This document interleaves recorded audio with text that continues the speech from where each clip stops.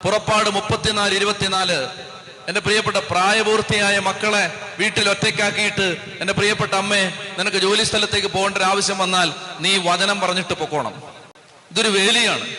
അതായത് നിന്റെ കുടുംബത്തിൽ നിന്റെ കുഞ്ഞുങ്ങള് നീ ഒരാഴ്ച ധ്യാനത്തിന് പോവാണ്, നിന്റെ മക്കള് തന്നെ വീട്ടിലുള്ളൂ, നിനക്കൊരു ഭയമുണ്ട്, ഇന്നത്തെ കാലമാണ്, എന്ത് സംഭവിക്കാം, നീ വചനം പറഞ്ഞോണം. ആ വേലി പൊളിച്ച് ഒരുത്തിനും കേറില്ല.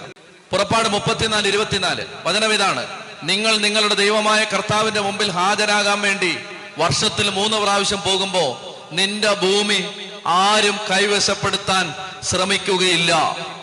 അതായത് നീ ദൈവകാര്യത്തിന് വേണ്ടി പോകുമ്പോ നിന്റെ അവകാശം, നിന്റെ സ്വന്തമായിട്ടുള്ളത് നിന്നെ കേൾപ്പിച്ചു തന്നിരിക്കുന്നതിന്റെ മേൽ ആരും അവകാശം എടുക്കാനായിട്ട് വരില്ല. ഒരാൾ കേറില്ല, ഒരു പൈശാചിക ശക്തി കേറില്ല. പുറപ്പാട് 34:24 ഞാൻ വിശ്വസിക്കുന്നു, ഞാൻ ഏറ്റെടുക്കുന്നു, അതിന്റെ ശക്തി ഞാൻ ക്ലെയിം ചെയ്യുന്നു.